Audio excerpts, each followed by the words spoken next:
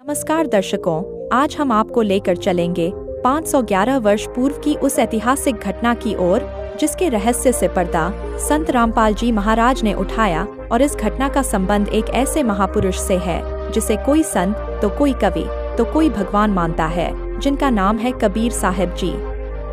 जी हाँ दर्शकों, कबीर साहब को कोई संत तो कोई कवि तो कोई भगवान मानता है, लेकिन दर्शकों संत रामपाल जी महाराज ने इस ऐतिहासिक घटना का रहस्य जिन साक्ष्यों के साथ दिया है, जिसे जानने के बाद आप स्वयं इस निर्णय तक पहुंच जाएंगे कि वास्तव में कबीर जी कौन थे। तो इस रहस्य को जानने के लिए देखिए यह पूरा वीडियो।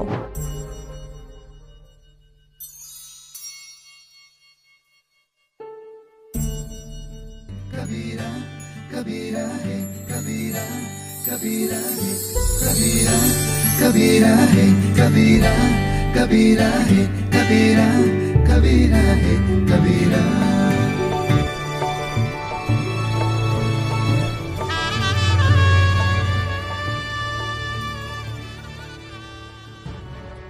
पूर्ण परमात्मा सर्वश्रेष्ठी रचनहार कबीर देव प्रत्येक युग में इस धरा पर अवतरित होते हैं और एक आम जन साधारण की तरह लीला करते हुए अपने वास्तविक घर यानी सतलोक की जानकारी भक्त समाज को देते हैं। लेकिन उस समय अधिकांश लोग परमेश्वर की पहचान नहीं कर पाते। लगभग 625 वर्ष पूर्व पूरी सृष्टि को बुनने वाले कबीर साहिब जी काशी नगर की जुलाहा बस्ती में एक टूटी सी झोपड़ी में 120 वर्ष तक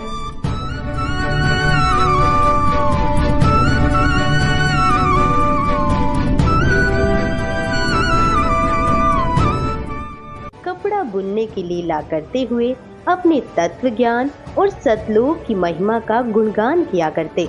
उन्होंने समाज में फैले पाखंडवाद को समाप्त किया और भक्तों को एक सच्ची भक्ति का मार्ग दिखाया। इस भक्ति के फल स्वरूप लोगों को परमात्मा का वास्तविक लाभ मिलने लगा। इससे प्रभावित होकर उस समय के हिंदू और मुस्लिम दोनों धर्मों के 64 लाख श्रद्धालु कबीर परमेश्वर जी के शिष्य बन गए। वहीं दूसरी तरफ कबीर परमेश्वर जी को एक आम भक्त, संत व गरीब जुलाहा समझ उस समय के मुल्ला, काजी, पंडित और ब्राह्मण कबीर साहिब जी की महिमा चारों ओर फैलते देख ईर्ष्यावश आए दिन उन पर जुल्म करने की अस्थायी कोशिश करते ही रहते थे। जब सब षड्यंत्र फेल हो गए तो काशी के सभी पंडितों और काजी मुल्लाओं ने सभा करके निर्णय लिया कि कबीर एक निर्धन जुलाहा है। हम इसके नाम से पूरे हिंदुस्तान में चिट्ठी भिजवा देते हैं कि कबीर सेठ पुत्र नीरू जुलाहा कॉलोनी बनारस वाला 3 दिन का भोजन भंडारा करने जा रहा है। सभी अखाड़े वाले बाबा और साधु संत आमंत्रित हैं। साथ में अपने अपने शिष्यों को अवश्य लाएं। तीनों दिन प्रत्येक भोजन के पश्चात सभी साधु संत, ब्राह्मण, काजी मुल्ला, पीर पैगंबर और ओलिया को एक दोहर, एक मोहर तथा जो कोई सूखा सीधा यानी आटा, मिठाई, घी, दाल, चावल भी लेना चाहे वह भी दिया जाएगा। दोहर एक लोई होती थी जो उस समय की सबसे महंगी और उपयोगी कंबल मानी जाती थी, जिसे अमीर लोग ही ओढ़ते थे। मोहर लगभग 10 ग्राम सोने से बनी होती थी, जिसकी वर्तमान कीमत लगभग 30,000 रुपए है। उस लोहे की कीमत वर्तमान में 10,000 से कम नहीं है। सर्वसम्मति से यह निर्णय लेकर पत्र भिजवा दिए गए और दिन निश्चित कर दिए गए। निश्चित दिन को 18 लाख साधु संत, ब्राह्मण, मंडलेश्वर अपने अपने शिष्यों सहित पहुंच गए। सबको लालच था कि प्रत्येक भोजन के पश्चात उपरोक्त दक्षिणा मिलेगी, इसलिए अपने अपने शिष्यों को मंडलेश्वर ले आए कि अच्छा माल मिलेगा, सूखा सीधा भी लेंगे, महीनों का खाने का और कई हजार का सोना तथा लोई मिलेगी, बेचकर काम चलाएंगे। कबीर परमेश्वर ने 2 रूप में अभिनय किया। एक रूप में वह अपनी कुटिया में बैठे रहे, दूसरे रूप में अपने सतलोक से 9 लाख बैलों पर थैले रखकर पका हुआ सामान तथा सूखा सामान और दोहर मोहर भर कर ले आए। आया है बंजारा केशव आया है, काशी आया माल अपारा केशव आया है।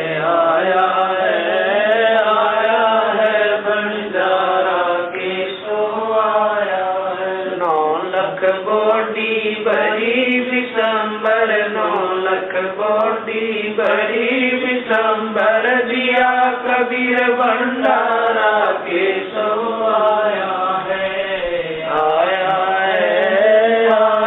है बंजारा के सो आया है। धरती ऊपर तंबू तारे, धरती ऊपर तंबू तारे, चौपड़ के बजारा के सो आया है, आया है बंजारा के सो आया है। कौन देश से भारत आई, कौन देश से भारत आई, ना कहीं बजाने वाला के सो आया है, आया है बंजारा के सो आया है। अपरम पार पार गत तेरी, अपरम पार पार गत तेरी, कित उतरी जलधारा के सो आया है, आया है बंजारा के सो आया है। साहूकार नहीं कोई जाकर, साहूकार नहीं कोई जाकर, काशी नगर मजारा के सो आया है, आया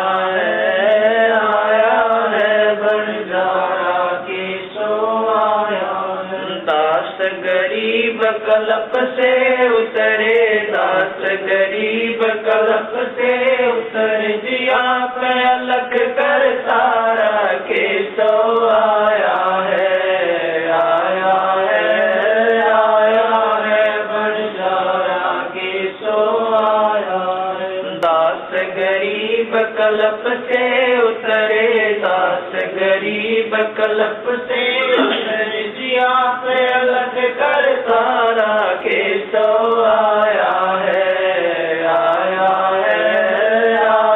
है बंजारा के सो आया है। काशी के बाजार में टेंट लगाकर सारा सामान टेंटों में रख दिया और कुछ सेवक भी सतलोक से साथ आए थे जो सभी व्यवस्थाएं संभाल रहे थे। भंडारा शुरू कर दिया गया। 3 दिन तक चिट्ठी में लिखे अनुसार सभी दक्षिणा दी गई। उस समय भोजन भंडारे में दिल्ली का राजा सिकंदर लोधी भी आया था और उसका निजी पीर शेख तकी भी आया था। शेख तकी उपरोक्त षड्यंत्र का मुख्य सदस्य था। उसने सिकंदर लोधी को भी पत्र भिजवाया। वह चाहता था कि किसी तरह सिकंदर लोधी के दिल से कबीर जी उतर जाएं और मेरी महिमा बढ़े। उस शेख का अनुमान था कि अब की बार कबीर काशी से भाग जाएगा और भंडारे में पहुँचे साधु कबीर को गालियां दे रहे होंगे। राजा भी कबीर जी का प्रशंसक नहीं रहेगा। परंतु जब वे भंडारे के स्थान पर पहुँचे तो देखा कि लंगर चल रहा है और सभी दक्षिणा दी जा रही है। सभी साधु और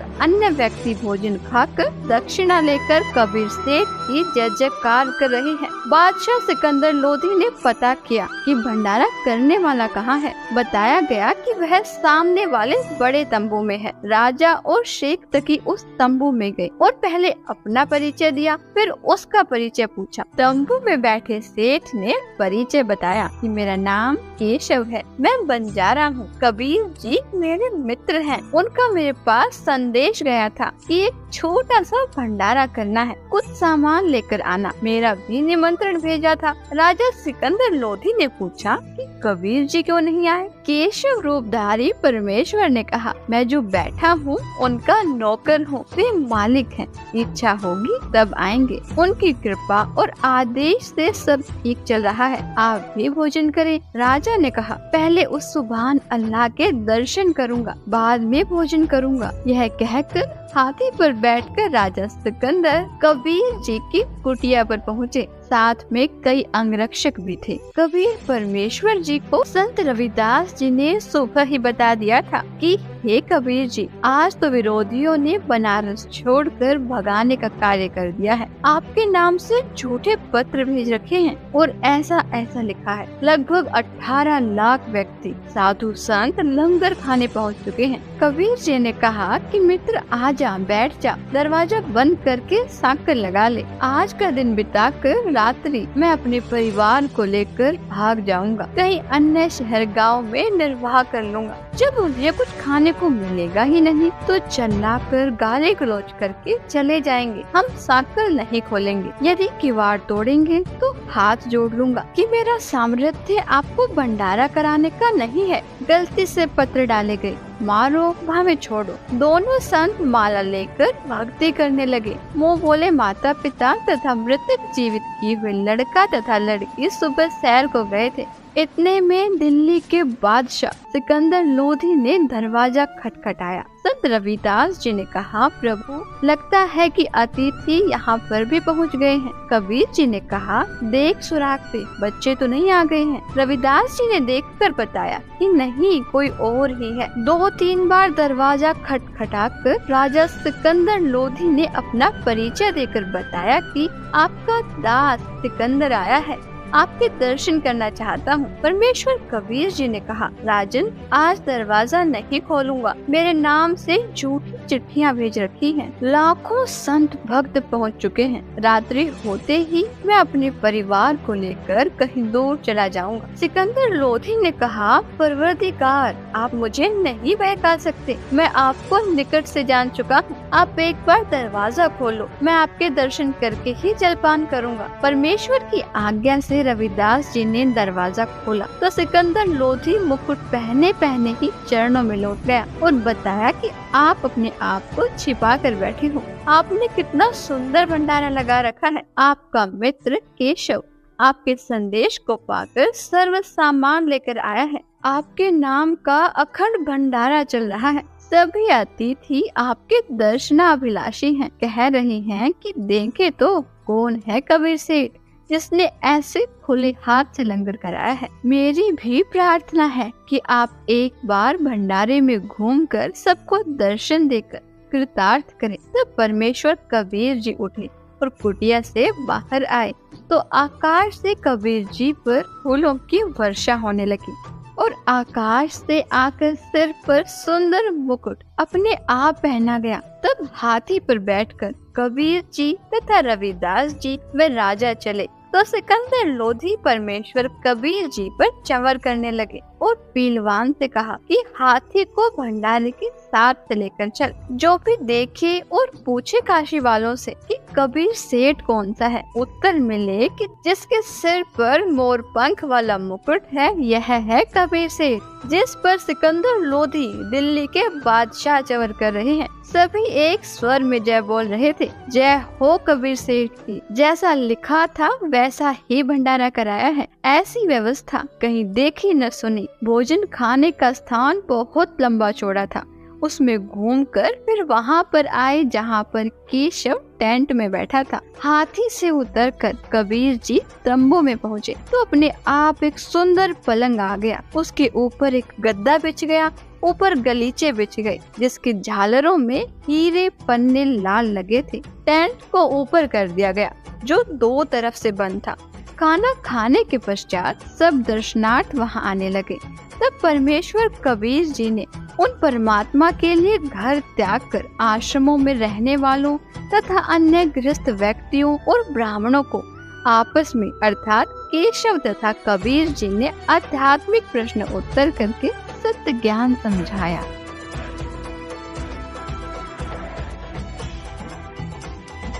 चौपड़ के बाजार फिर कर आए के सो पास, गरीबदास कुर्बान गति क्या क्या कहूँ विलास। पाट पटम्बर बस गए ऊपर हीरे लाल, गरीबदास साहेब धनी डाये मुक्ता माल।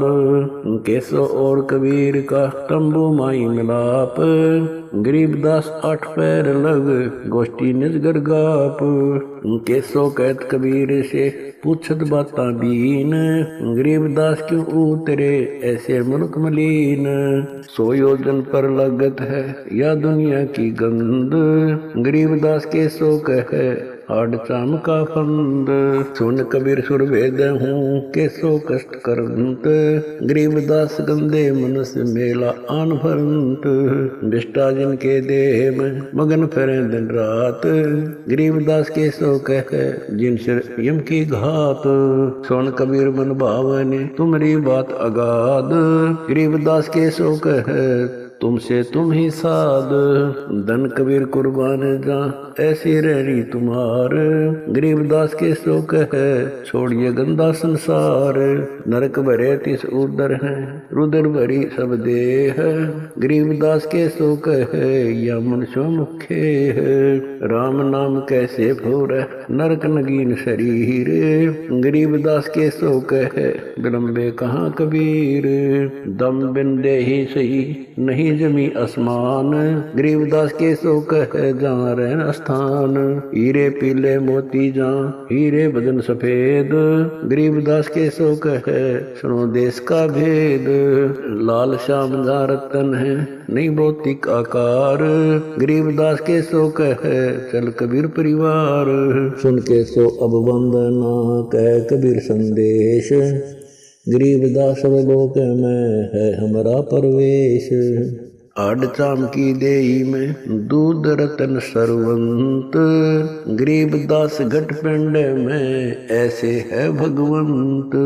तन दूधी को पाड़ कर जय कोई देखे दूध, गरीबदास उस पिंड में आड़ चाम और गूद। हमरे ही हुनियारे है अमरा सर्जनहार, गरीबदास विधि भेद सुन खुला मुक्ति द्वार। युग 70 हम ज्ञान दिया जीवन समझा एक, गरीबदास घर घर फिरे दरे कबीरा भेख। 70 युग सेवन किए किन न बुझी बात, गरीबदास में समझात हूँ मोहे लगावे लात। कल्प कोटि युग बीतिया हम आए हर बेर, गरीबदास के सो सुनो देन भक्ति की टेर।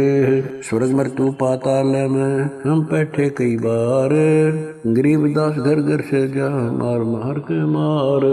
हमारी जात अपूर्वी पूरब रहनी हमारे, गरीबदास कैसे जुड़े पश्चिम के कतार। हम है ठेठ पूरब के उतरे औगट घाट, गरीबदास जी दक्षिण के यो नहीं मिलती साट।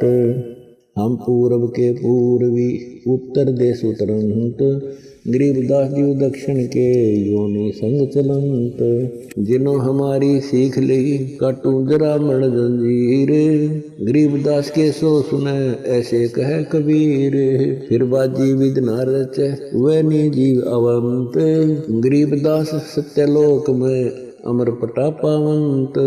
अनंत कोट बाजी जहाँ रचे सकल ब्रह्मंड, गरीबदास मैं क्या करूं काल करती खंड। किलों काल निकंद हूँ जीव विध्वंस नहीं होए, गरीबदास जुल्ला कहे शब्द न बूझे कोए। मनुष्य जीव क्या बात है पशु पक्षी परवान, गरीबदास जुल्ला कहे करहूँ हम समान। मैं बंजारा आदि का यही हमारी साट, गरीबदास जी अबे करूं बोर न आवे बाट। एक गाड़ा एक जलाइए यानी मोए सुहाए, गरीबदास सतलोक में देहूं जीव पहुँचाए। सुन कबीर के शोक है जो कुछ करो सुकीन, गरीबदास मुख्तार तुम ही दीन वे दीन। सुन सतगुर तो से कहूँ तुम हो दीन दयाल, गरीबदास आदीन में तुम साहिब अब्दाल। अनंत कोटि ब्रह्मांड को तारत लगे नेवार, गरीबदास के सो कहे तुम ही दारमदार। तुम ही दारमदार हो यहाँ कल्प नहीं इंच, गरीबदास के सो कहे सब तुमरे ही परपंच। के सो चले सौदाम को 9 लाख बोली लीन, गरीबदास बंधन किया बाजत है सुरबीन। कैसो और कबीर जित मिलत बयता एक, दास गरीब कबीर हरि धरते नाना भेख। बंजारे और बैल सब लाए थे भरमाल, गरीब दास सतलोक को चले गए तत्काल।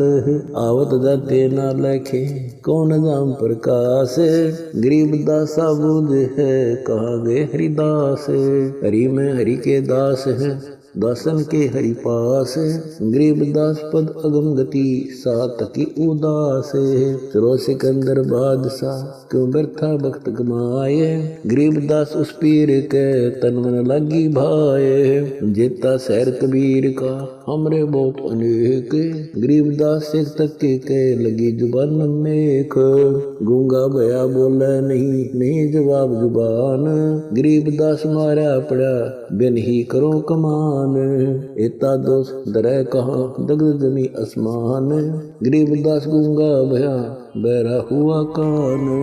8 पहर यानी 24 घंटे तक सत्संग करके उनका अज्ञान दूर किया। कई लाख साधुओं ने दीक्षा ली और अपना कल्याण कराया। विरोधियों ने तो परमेश्वर का बुरा करने की कोशिश की, परंतु परमात्मा को इकट्ठे करे कराए भक्त मिल गए अपना ज्ञान सुनाने के लिए। उन भक्तों को सतलोक से आया हुआ उत्तम भोजन कराया, जिसके खाने से अच्छे विचार उत्पन्न हुए। उन्होंने परमेश्वर का तत्व ज्ञान समझा, दीक्षा ली तथा कबीर जी ने उन्हें वर्षों का खर्चा भी दक्षिणा रूप में दे दिया। सब भंडारा पूरा करके सर्व सामान समेट कर बैलों पर रखकर जो सेवक आए थे वे चल पड़े। तब सिकंदर लोधी, शेख तकी, कबीर जी, केशव जी तथा राजा के कई अंगरक्षक भी खड़े थे। अंगरक्षक ने आवाज लगाई, बैल धरती से 6 इंच ऊपर चल रहे हैं, पृथ्वी पर पैर नहीं रख रहे। यह लीला देखकर सब हैरान थे।